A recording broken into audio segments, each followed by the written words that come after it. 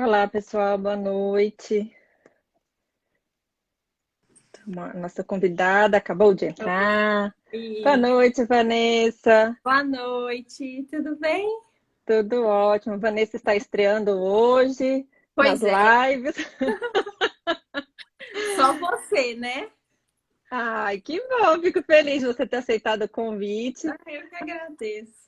Ainda mais que as nossas especialidades têm tantas coisas em comum, né, Vanessa? Não, com certeza. Eu falo que algumas especialidades andam junto, de mãos dadas, né, com a reumatologia, mas a psiquiatria eu acho que anda abraçada, né? A gente está sempre junto aí, faz parte do nosso cotidiano, nosso consultório, na nossa prática diária aí, né?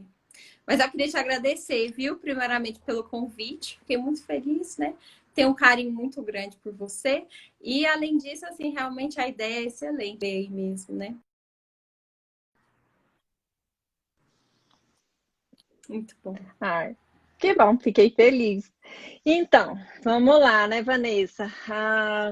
Fiz esse convite porque realmente dor e depressão andam lado a lado, mas a reumatologia não é só dor, né? Existem vários outros Sim. fatores associados. E na sua prática clínica, o que que você tem visto? Como a psiquiatria tem interferido na sua prática clínica? Em que doenças? Como que ela pode atrapalhar ou piorar? Como é que tem sido a sua rotina? Assim, a reumatologia, às vezes as pessoas atribuem como reumatismos, né? Que o pessoal conhece popularmente. Mas, assim, é uma especialidade que abrange várias doenças. Dentro desse contexto, a gente tem vários tipos de doenças, né? A gente tem doenças degenerativas, como a osteoartrite, que cursa com muita dor, limitação. A gente tem doenças metabólicas, como osteoporose, gota. A gente tem as doenças autoimunes, né? Doenças do tecido conjuntivo, lúpus, esclerose sistêmica, a gente tem artrite reumatoide, que é outro grupo, a gente tem a síndrome de dor musculoesquelética, que engloba a fibromialgia. Então, assim, são várias doenças, né? São totalmente diferentes entre si, né?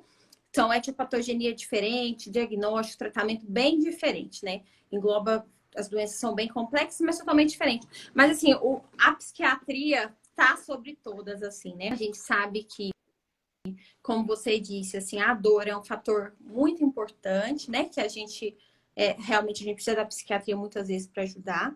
Mas essas nossas doenças, assim, elas cursam, né, com a gente precisa da psiquiatria tanto por lesão direta, né? No lúpus a gente tem por atividade de doença lúpica, a gente faz alteração neuropsiquiátrica, a gente, assim, tá totalmente junto com a psiquiatria a partir da, assim, a hora que o paciente recebe diagnóstico, como ele enfrenta a doença, né? E o manejo do tratamento. E, por outro lado, a terceira hipótese, assim, o terceiro conjunto é quando a gente tem, assim, por exemplo, as doenças autoimunes, lúpus, artrite reumatoide, às vezes a gente tem fatores genéticos, a gente tem fatores ambientais, mas a gente precisa de gatilhos também, né? Para desenvolver a doença. Então, às Uhum. vezes, o paciente vai ter um anticorpo, mas ele nunca vai desenvolver a doença. Mas, às vezes, esse gatilho, a psiquiatria, essas doenças psiquiátricas, elas também podem servir como gatilho, né? Então, a gente às vezes vai abrir um quadro aí de uma doença reumatológica, que às vezes ela estava latente, que a gente fala, depois de um problema emocional grave, né? Às vezes uma depressão. Enfim, assim, a gente tem, com a psiquiatria, a gente tem tanto atuação direta quanto indireta, né? Uhum. Funciona tanto como fator causal, né? O lúpus às vezes vai causar, depois a gente pode falar mais assim, com psicose, né? E Uhum. indiretamente também, né? Quando a psiquiatria, ela atua totalmente na evolução da doença e no desencadeamento da doença também, né? São super parceiros vocês. Com certeza. Porque, assim, na minha prática, o que eu percebo muito atendo muito fibromialgia, né? Os pacientes com muitas dores, né? E acaba alterando muito o padrão de sono, gerando muita fadiga, né? Sim. E o que eu percebo é que o estresse gerado pelas doenças reumatológicas, né, acabam, de certa forma, desencadeando, né? O estresse gera tudo, mas o estresse, propriamente dito assim, quando ele é crônico, necessariamente é um dos maiores fatores aí para a gente desenvolver um transtorno psiquiátrico. né? Então, eu percebo que o estresse, tanto até do diagnóstico, né? Quando o paciente recebe esse diagnóstico, é muito impactante, né, Vanessa? Sim, sim, com certeza. Assim, a fibromialgia, ela é uma doença, né? Uma síndrome dolorosa crônica, né? Que é caracterizada por dor, mas não é só dor, né? A gente precisa ter uma dor aí Uhum. de evolução, pelo menos uns 3 meses, que a gente fala, que é para classificar como crônica, associada, né? A alteração de padrão de sono, fadiga e alteração de humor, né? Então, assim, a fibromialgia não é só dor, a gente tem esses componentes emocionais, ansiedade, depressão, que causam impacto direto, sabe? Na nossa condução. Então, assim, eu sempre falo para o paciente, a dor é só a pontinha do iceberg, né? Por trás de Uhum. tudo, a gente tem várias alterações, né? Então, a gente tem alterações emocionais que impactam diretamente nisso, né? A fibromialgia, basicamente, assim, é uma síndrome de amplificação dolorosa, né? Qualquer estímulo, o paciente, ele sente uma dor, a gente fala que é uma super reatividade à dor. Então, às vezes, para o mesmo estímulo que para mim, para você, a gente não ia sentir dor, esse estímulo periférico, ele causa uma exacerbação de dor. Mas a gente não adianta a gente tratar, né, só a dor diretamente. Então, esse paciente é um paciente que é totalmente sensibilizado, a psiquiatria tem fundamental, assim, quando a gente caminha junto, o sucesso para o paciente é muito maior, né? Porque a gente não adianta só tratar dor, a gente precisa melhorar o padrão de sono, melhorar a fadiga e, principalmente, melhorar o padrão emocional do paciente. Grande parte, mais de 50% desses pacientes, eles vão ter algum distúrbio emocional, algum distúrbio psiquiátrico. Alguns mais leves, alguns mais intensos, né? Mas, assim, ansiedade e depressão a gente precisa cuidar, né? Porque senão a gente não tem sucesso mesmo com o tratamento. Felizmente, hoje em dia, as pessoas, assim, não têm tanto preconceito, né? É uma doença Uhum. relativamente nova, assim. A gente começou a entender a etiologia da doença tem uns 25 anos para cá, né? Há muitos anos, às vezes, as pessoas não acreditavam, né? Infelizmente, achavam, às vezes, que era frescura do paciente, aquilo ali não existia. Hoje em dia, a gente aceita, né? O paciente aceita. E, assim, Uhum. eu vejo muito na minha prática que os pacientes, eles aceitam mesmo, assim, o acesso à psiquiatria. A gente tem uma, um contato muito grande. Esses pacientes, a gente precisa ter uma, assim, falar bem aberto com o paciente, né? E eles entendem, assim, eu acho Uhum. que não tem mais preconceito, felizmente, mas a gente precisa fazer uma abordagem como um todo aí para esse paciente. E vocês são fundamentais na nossa prática. Assim, a psiquiatria, quando o paciente aceita, e felizmente a maioria aceita, né? É assim, a gente tem uma evolução de tratamento bem melhor, sabe? Muito bom. Até porque as nossas medicações, né, acabam se misturando, principalmente na fibromialgia, né? O Sim. tratamento da dor atualmente é muito utilizado os antidepressivos, né? Sim, assim, na verdade, assim, a gente fala que a dor é o resultado só, né? Se a gente usar só analgésico, a gente vai ter resposta imediata só que depois volta, né? Então, assim, a gente precisa Uhum. melhorar o padrão do sono, melhorar essa ansiedade, e realmente são as mesmas medicações, né? É, o que vocês usam, né, na depressão, a gente tem a duloxetina, que é uma droga pra gente, é muito boa também, mas o sistema nervoso central, vai melhorar a dor, vai melhorar a ansiedade, né? A gente usa também até para osteoartrite, que também tem dor de caráter que a gente fala central, né? Mas assim, são as Uhum. mesmas medicações. A gente vai tateando junto, né? Tem paciente que o quadro psiquiátrico ansioso, ele é bem mais grave. Então, aí a gente realmente precisa muito da psiquiatria, né? Tem paciente que vai ter mesmo mais dor, vai ter uma ansiedade mais leve, às vezes o sono tá ruim, a gente ajusta o padrão do sono, às vezes o critério maior do paciente é fadiga, mas assim, sempre tem, a gente identifica, na maioria das vezes, né? Não é sempre, mas um fator aí de ansiedade, depressão associados, né? O Adegil está perguntando aí como que os antidepressivos podem atuar na dor. Na verdade, a gente, assim, ó, a gente, os principais que a gente usa, que é a droga de escolha, agora são os duais, né? Que são Uhum. inibidores de recaptação de serotonina, né? De todos esses. E aí, assim, tanto por controle de ansiedade, quanto por ação direta, né? A gente sabe que esses pacientes, eles têm uma alteração, um mecanismo central mesmo. Hoje a gente consegue definir esses pacientes, eles têm alteração de glutamato, de GABA, tem hiperexcitabilidade de amígdalas, tudo isso assim está bem identificado in vitro, laboratorial, que vão gerar uma amplificação dolorosa.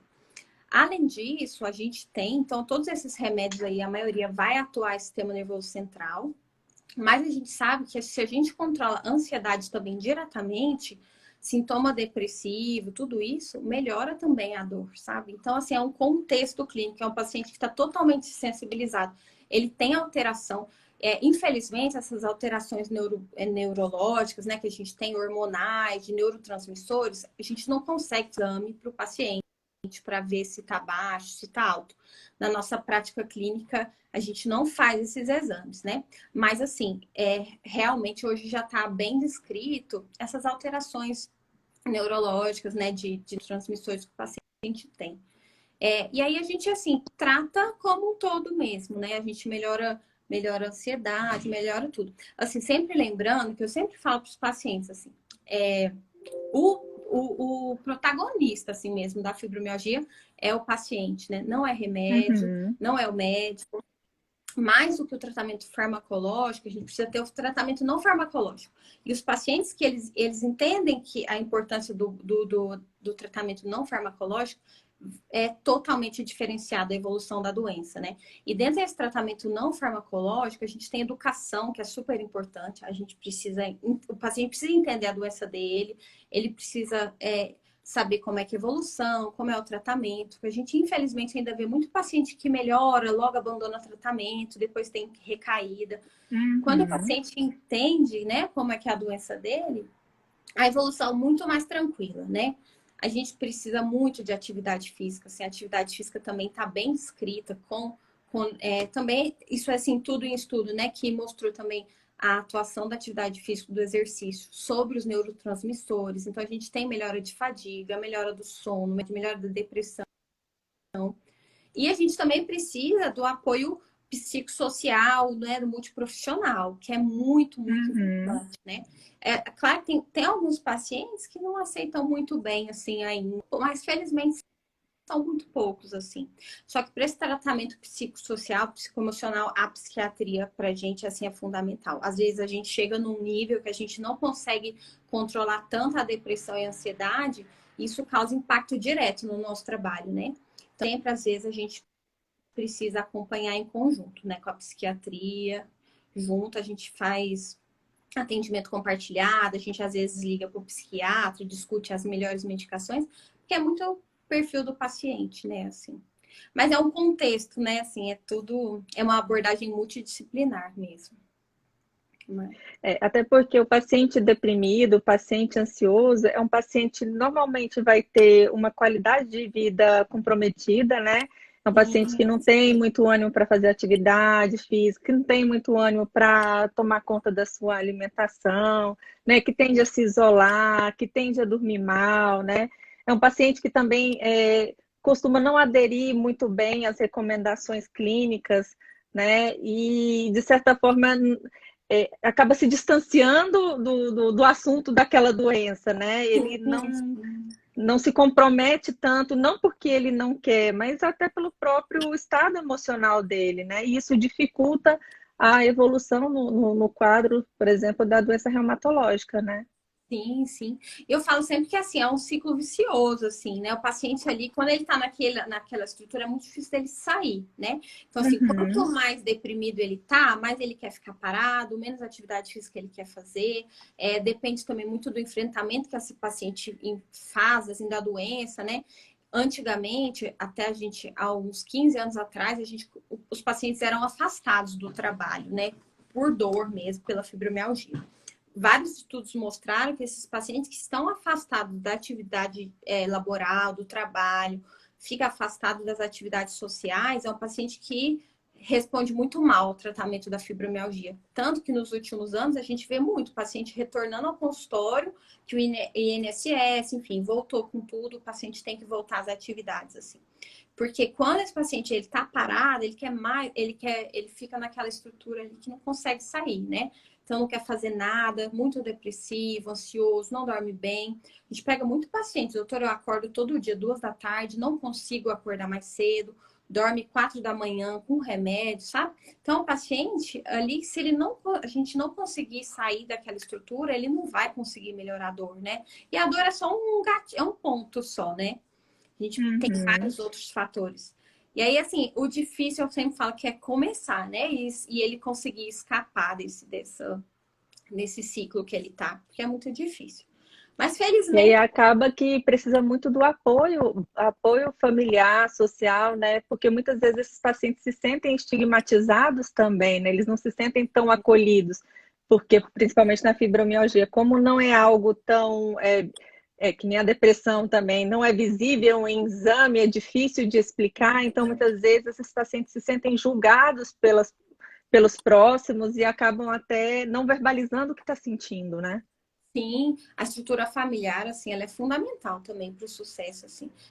Infelizmente, tem gente que não entende ainda, né? Porque, assim, é um paciente que tem dor difusa, eles falam mesmo, tem dor do fio do cabelo até a unha do pé. Realmente ele tem aquela dor, mas a gente não comprova por exame, né? É claro que a gente Uhum. vai, se a gente fizer exames de imagem, a gente vai ver algumas lesões, mas que não justifica aquela amplificação. E são pacientes sensibilizados, mais deprimidos, às vezes, ansiosos, e às vezes a família realmente não entende, né? Às vezes não aceita que aquele paciente não está trabalhando. É muito difícil, mas assim, eu acho que aí nesse ponto comporta muito como quadro de depressão mesmo, né?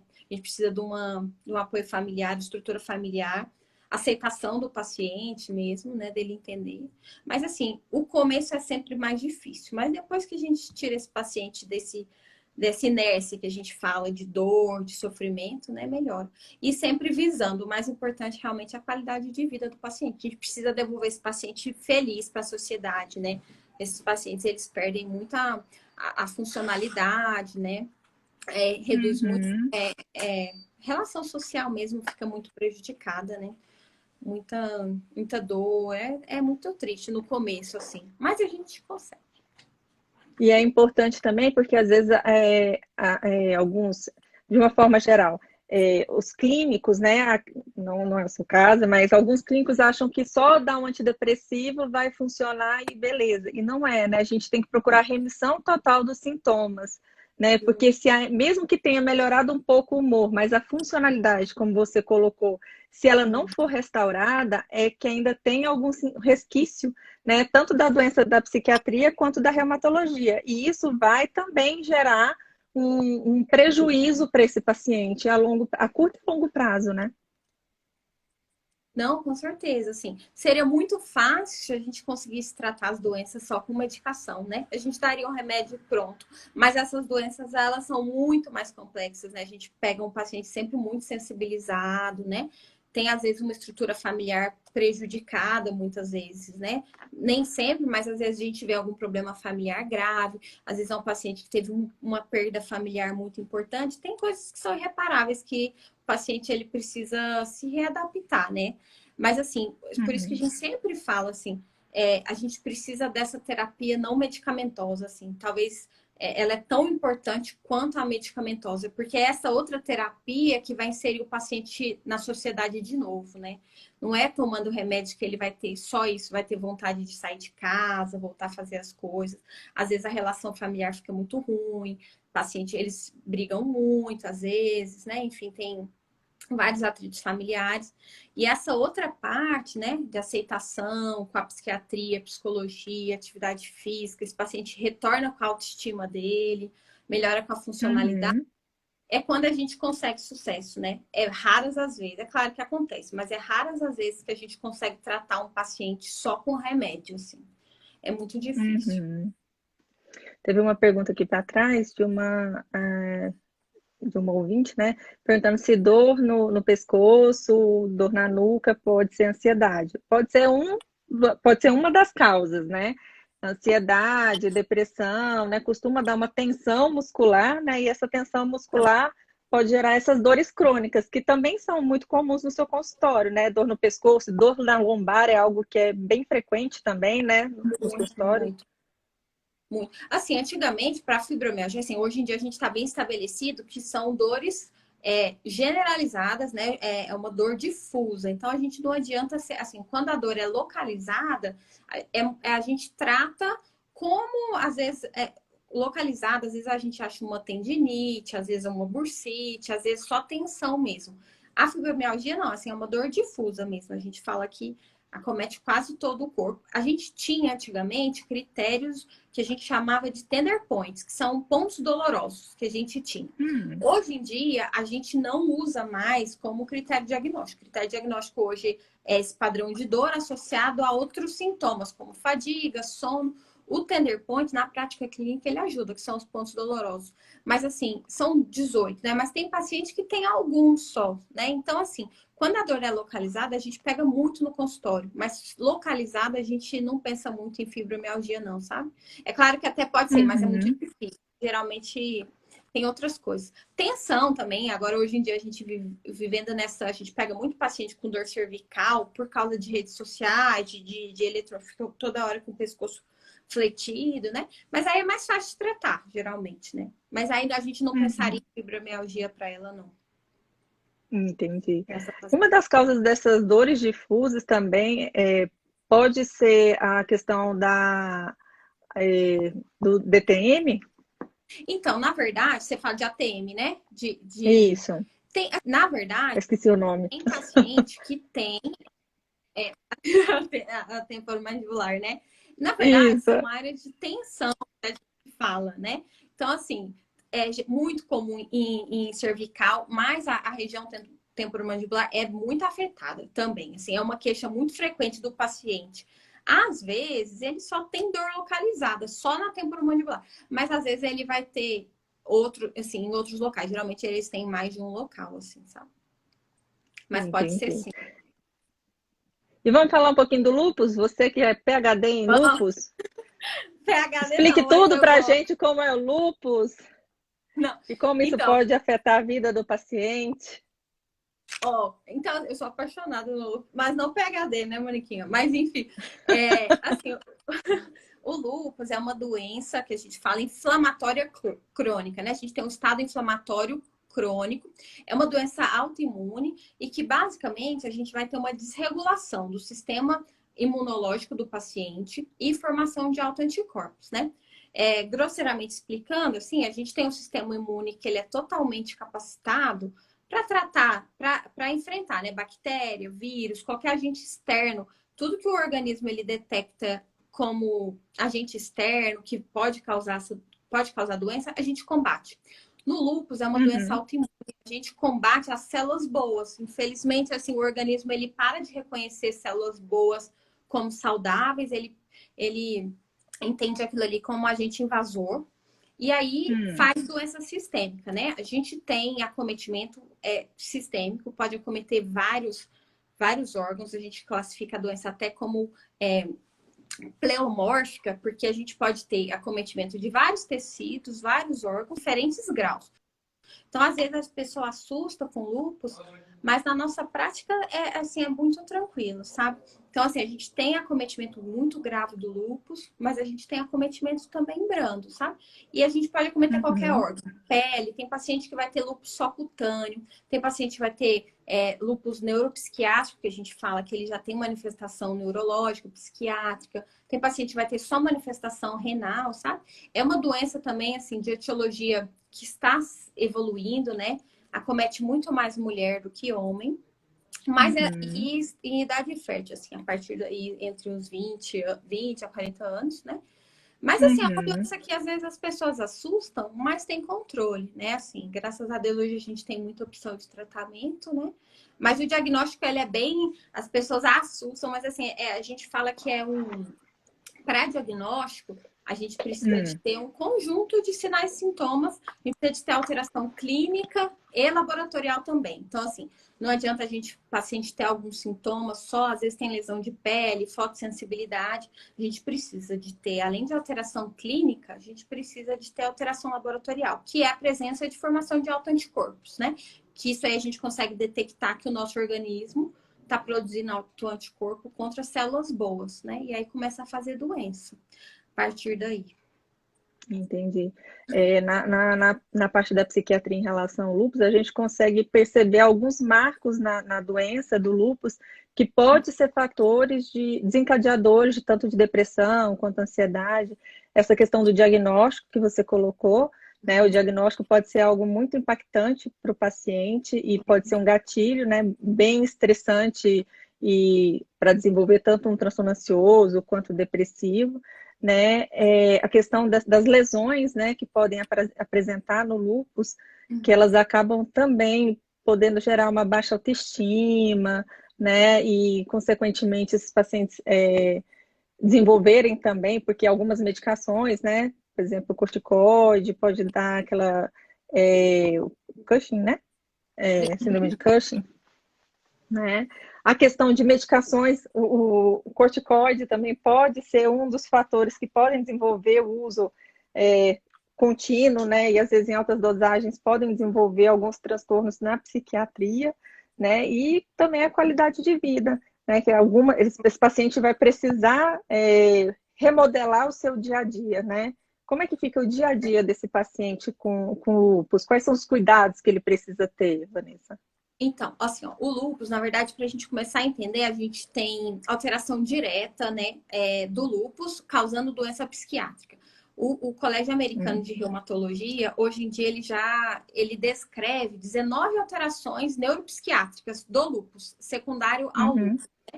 Então, a gente tem as doenças neurológicas mesmo, mielite, tem paciente que abre quadro com convulsão, e a gente tem esses critérios que a gente chama de critérios clínicos, que são os psiquiátricos. Então, paciente que faz crise de ansiedade aguda, paciente que faz, assim, episódio depressivo grave, faz psicose, que quando a gente tá no lúpus, a gente chama esse paciente psicose lúpica mesmo, que é quando a psicose ela é secundária à ativação do lúpus, da atividade de doença do lúpus, né?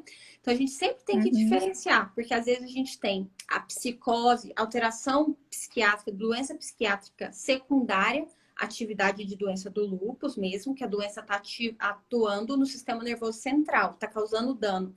Em vez de causar dano no rim, no pulmão, na pele, tem paciente que sofre com dano no sistema nervoso central. E, por outro lado, a gente tem esses pacientes que eles ficam muito sensibilizados pela doença em si, né? É uma doença potencialmente grave. A gente tem lúpus discoide, que a gente vai ter acometimento só cutâneo. Então, o paciente vai ter ferida na pele. Isso aí já causa uma alteração para o paciente, né? Geralmente acomete muito mulher, então mulher, assim, já é um pouco vaidosa por natureza, né?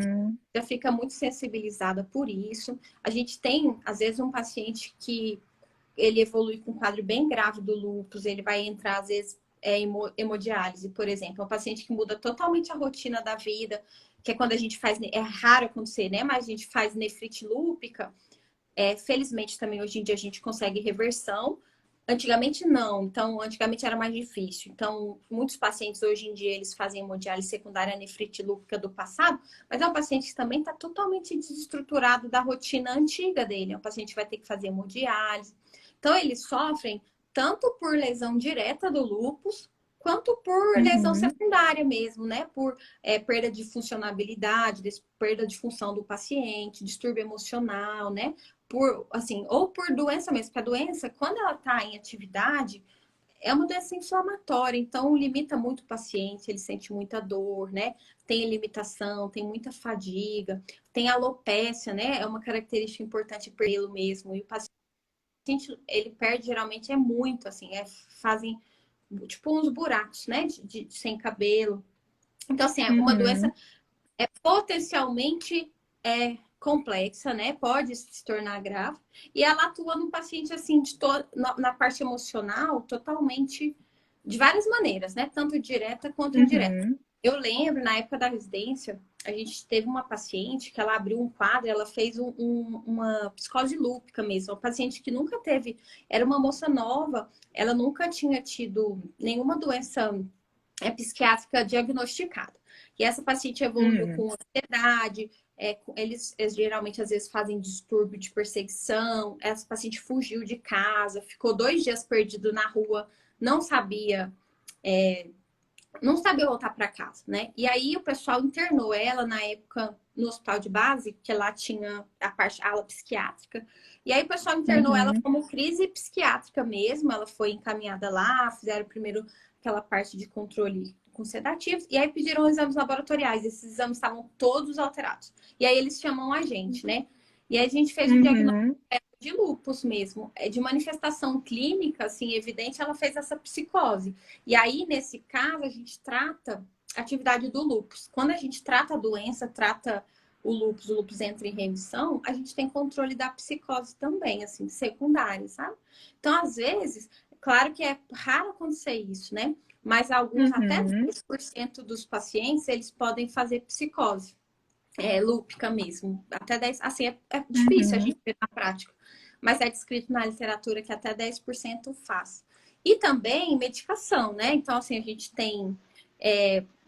Às vezes a gente tem que usar uma dose muito alta de corticoide para induzir remissão de doença, e aí isso aí leva a ganho em sobrepeso, síndrome de Cushing, que o paciente ele faz, ele começa a ter hirsutismo, né? Fica com bastante pelo, o rostinho fica muito inchado, ele faz aquela que a gente chama de giba, que fica um calombinho aqui atrás das costas. Isso aí também tudo tem um impacto.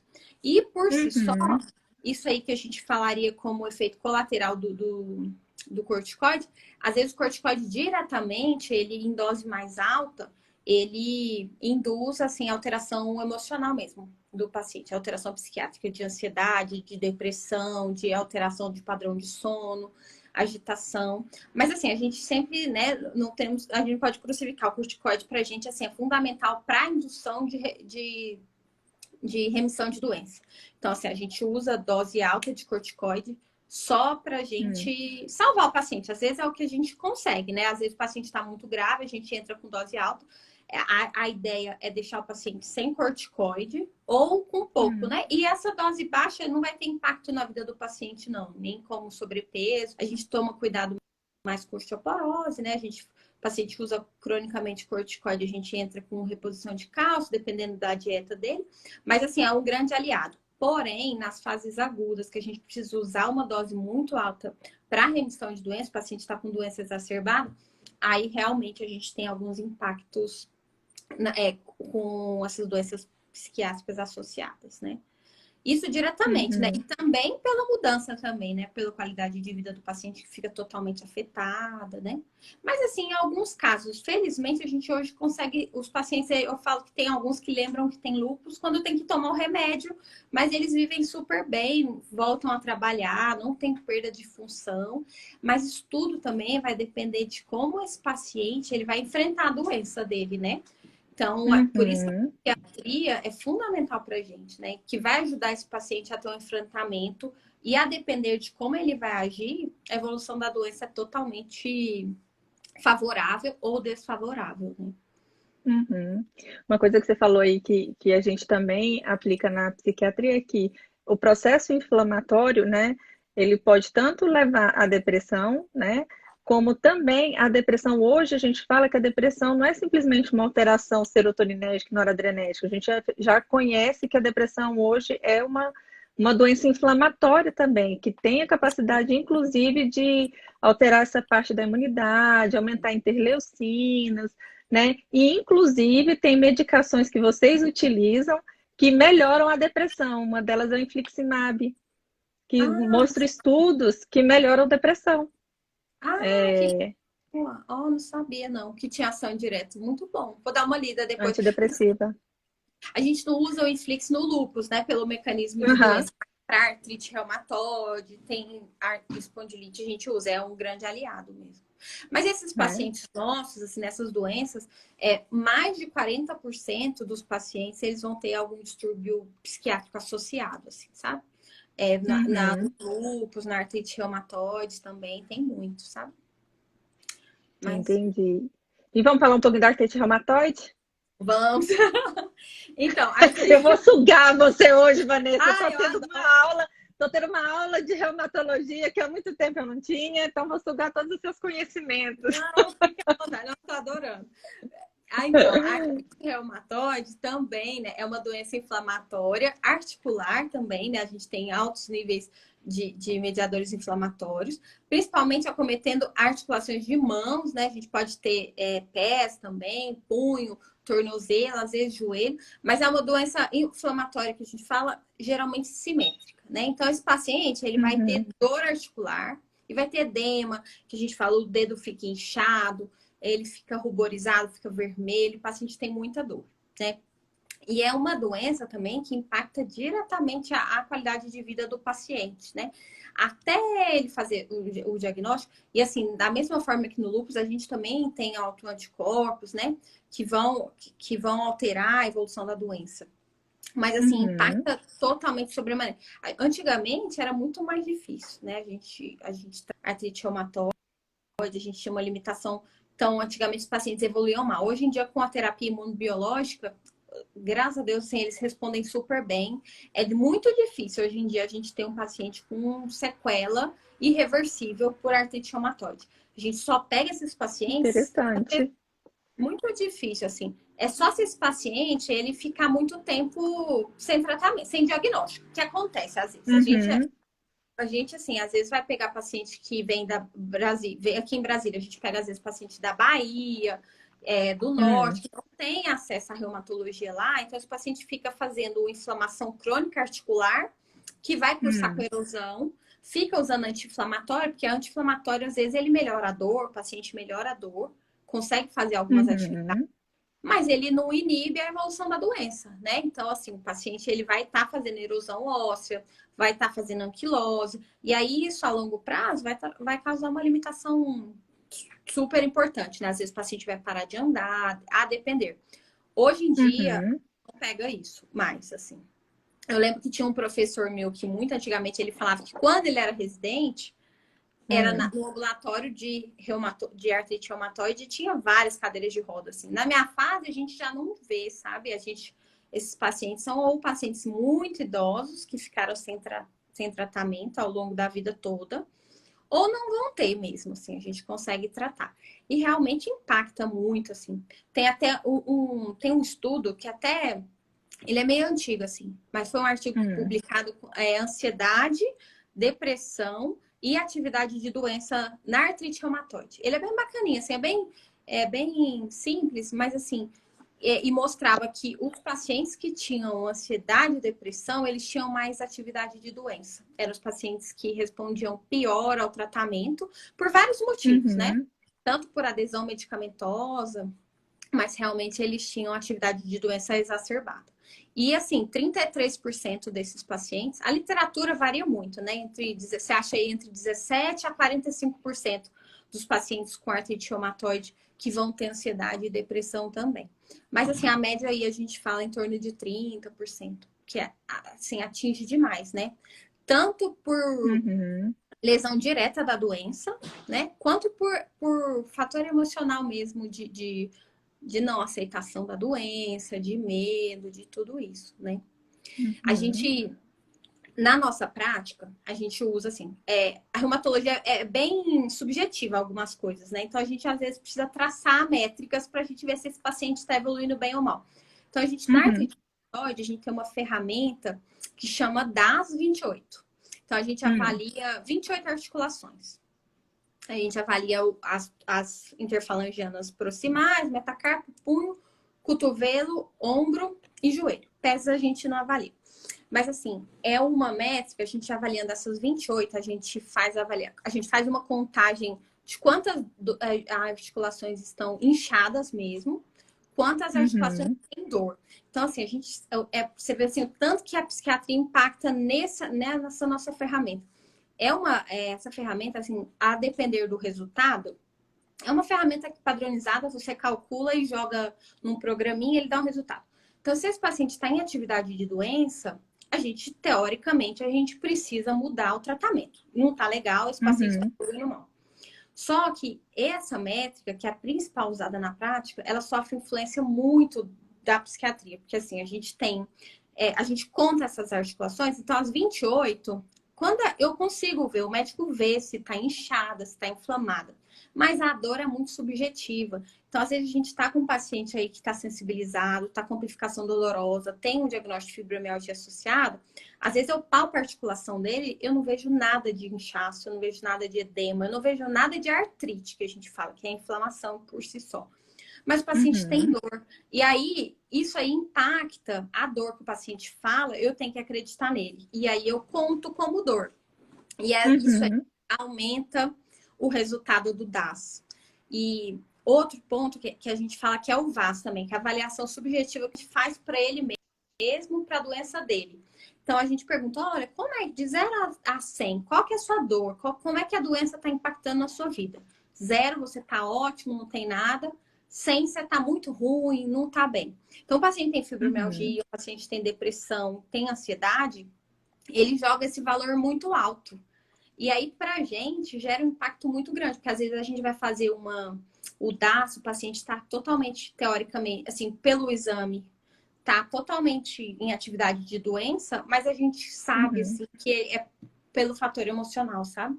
E se a gente não tomar cuidado, a gente perde perde a linha de tratamento, porque aí a gente começa a ficar mudando medicação, aumentar muito a dose de medicação sem necessidade, confiando no que o paciente está falando, e aí começa a gerar efeito colateral, sabe? Então, muitas vezes, a gente chega num ponto na artrite reumatoide que a gente pede para acompanhar com o psiquiatra também, porque o paciente começa a melhorar a ansiedade, começa a melhorar a dor, e aí melhora tudo também, né? Assim, aí começa a melhorar as métricas, melhora os sintomas, o paciente começa a se sentir melhor, ele sente menos dor, ele reclama menos, né? E aí é sucesso, é melhor, é bem melhor, né? Eu vi isso na prática com um paciente lá do DESTAR, que estava internado. Era uma paciente que já estava bem dependente mesmo de medicação para dor, já estava com dosagens altíssimas. E aí, se você for fazendo a retrospectiva da vida dela, começa com uma dor lombar que vai, e muitas vezes é isso, né? A percepção que o paciente tem da dor pelo estado emocional é muito maior do que a clínica, né? E às vezes, se você não toma cuidado em tratar essa parte psiquiátrica, você pode acabar entrando com muitas medicações para dores que podem gerar prejuízo para esse paciente a longo prazo, né? Esse paciente, por exemplo, estava com doses altíssimas de medicações para dor e já estava, inclusive, entrando para dependência mesmo, né? De opioides. Então, é uma dica que é válida, né, para os clínicos em geral, isso que você colocou, né? Tomar cuidado com essa sutileza entre o que está sendo potencializado pela parte emocional do paciente e o que realmente é pela parte física, somente física do paciente, né? Porque pode acabar, infelizmente, trazendo um prejuízo a longo prazo, né? Sim. Não, impacta diretamente no tratamento do paciente, sabe? Assim, muito mesmo. Por isso que eu falo assim, realmente a psiquiatria é um grande aliado, assim. E se o paciente aceita esse acompanhamento conjunto, assim, é sensacional. Quando o paciente tem... Mas, assim, felizmente, a gente tem poucos pacientes que ainda têm preconceito, que, assim, eu acho que houve essa quebra de paradigma aí daquele preconceito com psiquiatria, felizmente, né? Mas, assim, quando... Principalmente na reumatologia, porque nas outras áreas ainda tem muito, Vanessa. Todo mundo reclama, né? Ai, porque o pessoal não pode se encaminhar para psiquiatria. Mas, assim, felizmente, na verdade, eu acho assim, a gente aborda o paciente, às vezes ele tá tão sensibilizado com aquilo ali que ele quer sair, né? Então, assim, quando você explica, ele entende que isso aí vai só acrescentar no tratamento dele. E, assim, a dor, ela impacta totalmente na qualidade de vida, né? E eu sempre falo, não tem como você ter saúde se você não tem qualidade de vida. Anda junto as duas coisas, né? Então, assim, a gente precisa tratar esse paciente como, assim, integral. Não adianta eu só tratar dor, não adianta eu só tratar minha doença reumatológica. Esses pacientes, eles têm mais coisas, assim, na maioria das vezes, eles têm alguma outra alteração que vai impactar diretamente. Então, se eu não trato a ansiedade, se eu não trato a depressão, é muito difícil eu conseguir tratar minha doença direitinho, assim, sem ter altos e baixos, sem ter que ficar fazendo alteração de medicação. Mas, assim, tem muito paciente nosso que a gente já sabe que é mais difícil esse quadro psiquiátrico. E aí, assim, realmente a gente sempre... E muitas vezes, assim, a gente pega já paciente que já acompanha com psiquiatra e aí a gente acompanha junto, assim. É muito bom, assim, Uhum. quando a gente Ai, que está... bacana. Nossa, Que assim, tem é essa de síndrome. verdade. A gente precisa demais de vocês.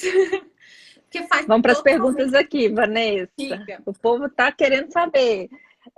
A Fraga daí. E sobre o reumatismo palídromo, tem impacto na parte psicológica da pessoa? Então, na verdade, assim, todo reumatismo, que o pessoal, na verdade, chama de reumatismo generalizando, né?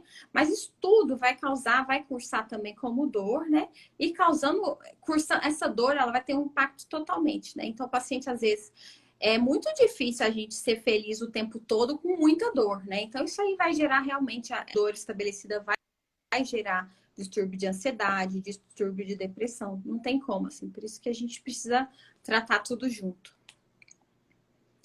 Outra pergunta. Quem teve infecção repetitiva nas amígdalas pode ter problemas de reumatismo? Na verdade, assim, dentre as várias doenças reumatológicas, a gente tem uma parte, né, que a gente fala que é as infecciosas, e aí a gente tem a febre reumática, que mais geralmente acontece mais na infância, sabe? Que pode ser secundário, sim, mas no adulto é mais difícil de acontecer. Geralmente é mais na criança, mas realmente pode ter, que o pessoal chama de febre reumática. Entendi. Como a reumato identifica sintomas depressivos no paciente com doença autoimune e como convencer esse paciente a ir ao especialista psiquiatra, né? E na perspectiva do psiquiatra, como encaminhar ao reumato? Começa você. Então, assim, eu falo assim que na reumatologia é quase um casamento com o paciente. Assim. Quando a gente estabelece uma relação ética, de confiança com o paciente, esse paciente vai ficar com a gente aí muito tempo. Às vezes, na primeira consulta, ele não se abre tanto, mas assim, à medida que ele vai evoluindo, a gente vai tendo uma relação mesmo de sinceridade. Então, assim, eles contam pra gente, né? A gente, todas as vezes que a gente vai abordar dor num paciente reumatológico, a gente sempre tem que abordar também essas outras variáveis de ansiedade, depressão, estado emocional, sono, fadiga. Não adianta a gente achar que a dor é um fator isolado. A gente não consegue. Realmente é um contexto que o paciente está inserido. Então a gente precisa abordar tudo, sabe?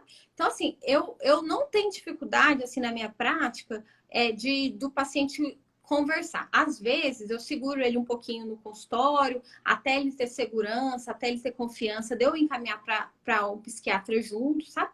Mas assim, quando o paciente Uhum. ele tá tranquilo, ele quer melhorar, ele tem confiança, ele conta, assim, não tem dificuldade, assim. Ele, às vezes ele não fala, doutor, eu tô com depressão, não fala. Mas a gente começa a indagar sintomas de depressão, sintomas de ansiedade. Às vezes a gente fala para o paciente, você tem depressão? Às vezes ele acha forte, né? Às vezes ele, não tenho depressão. Mas você começa a perguntar, como é que você tá? Sintomas de tristeza, enfim, ele fala, Até né? porque as pessoas às vezes têm aquele mito de que a pessoa depressiva é aquela que está trancada dentro do quarto, que não tem forças para levantar, que está no escuro, chorando, isolado. E não, né? Depressão é um conjunto de sinais e sintomas. E a forma como você coloca, eu falo que é comendo pelas beiradas, né? Sim, Jogando um sintoma ou outro que não parece ter nada a ver com depressão, e quando você faz o mix de todos os sintomas, consegue fechar o critério, né? justamente, é.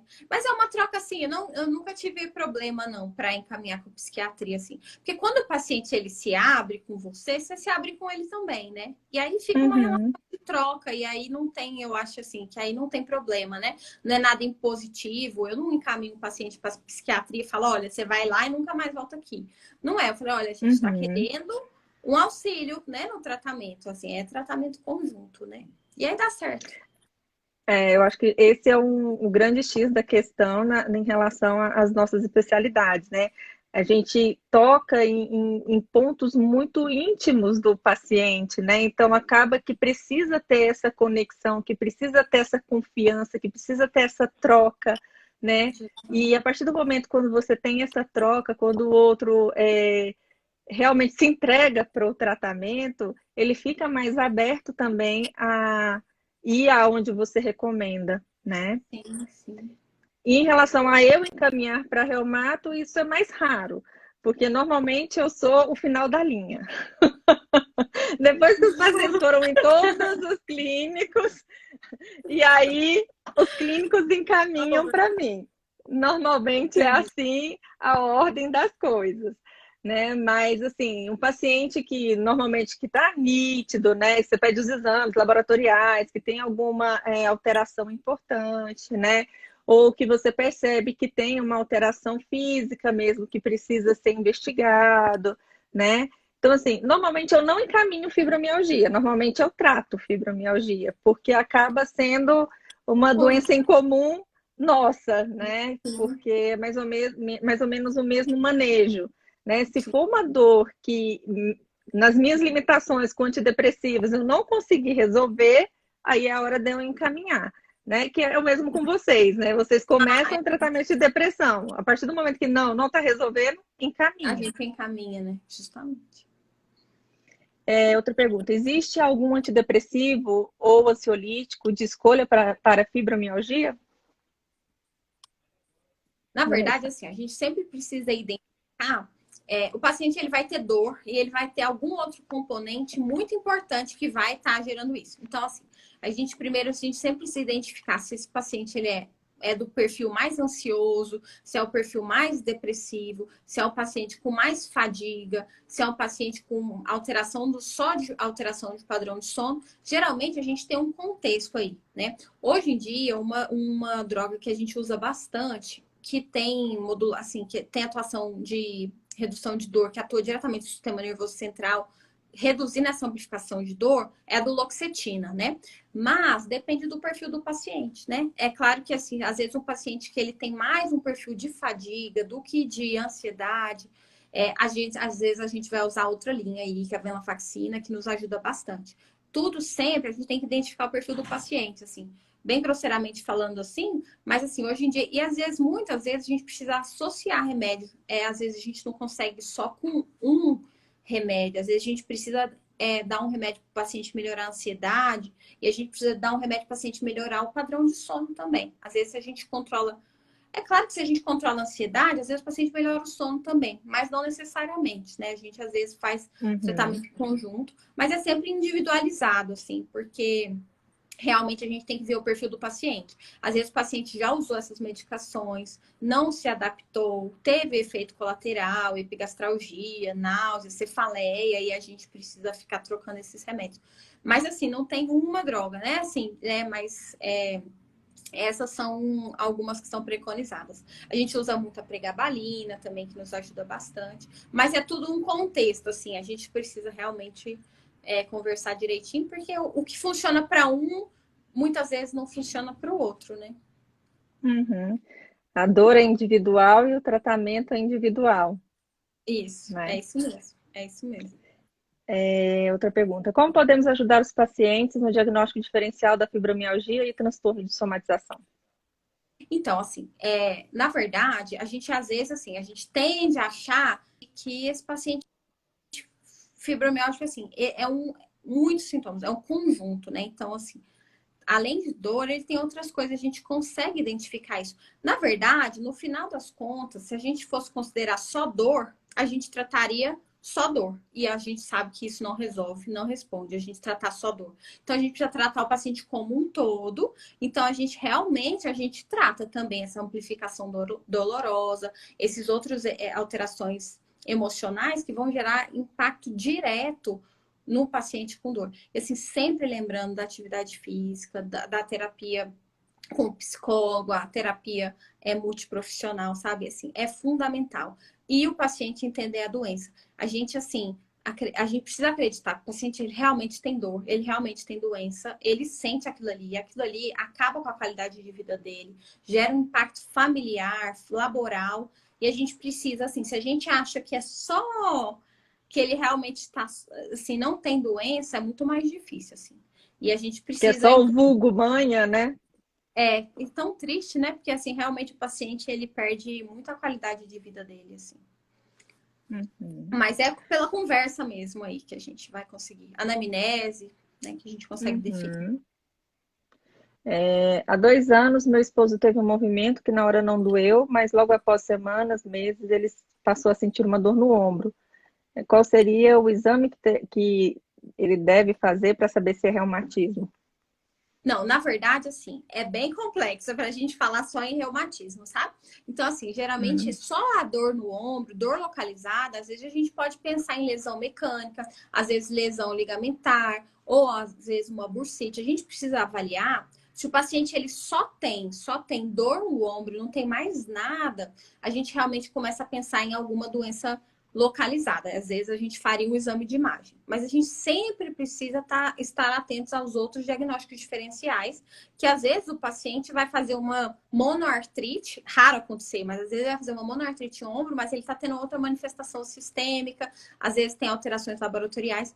Então, assim, só com a dor no ombro, a gente realmente precisa fazer uma anamnese bem feita para a gente avaliar quais são os exames, assim. Talvez seja só lesão ligamentar, mas às vezes não, assim, a gente precisa avaliar direitinho todo o contexto. Próxima pergunta. O tratamento com o medicamento metrotexato gera infecções de garganta, como laringite ou faringite? Então, não, assim, o metotrexate, na verdade, assim, ele é um tratamento que a gente preconiza, é um remédio, assim, excelente para, a gente classifica como droga modificadora de doença, né? Então, assim, é um remédio que é muito bom na artrite reumatoide, a gente tem resolução de doença, a depender dos níveis, tem paciente, assim, não diretamente, porque tem alguns imunossupressores, eles vão fazer muita infecção, às vezes vai fazer infecção secundária. Mas o metotrexate nem tanto, sabe? Então, assim, às vezes a gente tira esse remédio, é muito pior, porque a gente faz uma inflamação sistêmica, o paciente começa a sentir muito. Então, sempre orienta assim, o metotrexate não é um remédio que vai causar, o efeito colateral dele principal não é causar infecção, assim, diferente de outros. Às vezes, imunobiológico, a gente tem que tomar mais cuidado. Mas o metotrexate não. Então, assim, se é só infecção de garganta, às vezes a gente pode mudar, a gente muda a conduta, evita de fazer algumas coisas, assim, beber muito líquido gelado, né? A gente ficar muito tempo exposto ao frio, ar condicionado. Às vezes é muito melhor a gente mudar essas condutas nossas do que suspender o remédio. Não diretamente o metotrexate, principalmente, geralmente a gente usa em doses mais baixas, né? Não vai causar diretamente aumento de infecção, não. Muito assim, é raro acontecer. E quais os cuidados os pacientes devem ter com o biológico, Vanessa? Assim, os imunobiológicos são imunossupressores, né? Então, assim, como a gente já tinha falado do lúpus, que a gente gera autoanticorpos, a gente vai causar uma diminuição dessa resposta imunológica. Da mesma forma que a gente diminui a resposta imunológica para as nossas doenças, a gente diminui a resposta imunológica para combate de vírus e bactérias. Então, assim, o principal que a gente tem que saber, a qualquer sintoma de infecção, febre, qualquer coisa, infecção, a gente vai suspender o imunobiológico. Tem imunobiológico que a gente usa semanal, tem remédio que é a cada 6 meses, tem remédio que é mensal, a cada 2 meses. Então, assim, a gente sempre tem que tomar os cuidados, assim, alimenta bem, dorme bem, isso tudo diminui o risco da gente ter infecção, né? Diminui a exposição a esses riscos. Mas, assim, é um remédio que muda a vida da gente, né? Mudou a vida dos pacientes. Então, assim, é um remédio que é muito mais amigo do que vilão. Então, assim, só tomar cuidado. Uhum, A qualquer sintoma de infecção, febre, a gente suspende o remédio e vai no médico. Vai no reumatologista uhum. especialista. Mas diretamente não vai causar.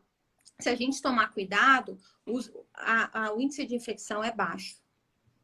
Não é tão alto. Independente do tempo que está tomando a medicação, deu febre, tem que suspender. Tipo, Na verdade, começou assim, uma semana, ou começou há 3 anos, ou começou há 5 anos, deu febre, é importante suspender. sim, porque assim, a febre é sintoma de infecção, né? Geralmente, na maioria Uhum, das vezes. A gente sempre tem que tomar cuidado, porque na reumatologia, às vezes, até por atividade de doença. Então, sempre orienta, assim, suspende, porque tem remédio que é semanal. A gente não vai conseguir essa consulta com o paciente semanalmente, né? Mas, assim, uhum. teve febre, teve infecção, suspende. Tem remédio que você vai tomar biológico a cada 6 meses. Esse aí você pode ficar tranquilo, porque até você tomar a próxima dose, você já foi no seu médico, já foi orientado. Então, assim, teve febre, a gente orienta a suspender até a avaliação médica. Porque às vezes a gente pode exacerbar a doença. Às vezes uma doença uma infecção que é localizada, ela evolui se a gente tiver em uso do imunobiológico, sabe? É também, assim, isso a gente fala assim, é cuidado, né? que a gente tem que ter. É Uhum. claro que não é para todos os casos, mas assim, febre, procura um reumatologista. Se, por exemplo, estou com febre hoje, a minha dose do remédio é amanhã, não vai tomar amanhã. Ou eu estou com febre hoje, meu Uhum. remédio é mês que vem, eu já resolvi minha infecção até a próxima dose, pode tomar. Entendi. Não tem problema essa suspensão. Não, assim, geralmente não. E assim, a gente corre muito mais o risco da gente evoluir com uma infecção do que a gente suspender e adiar uma semana.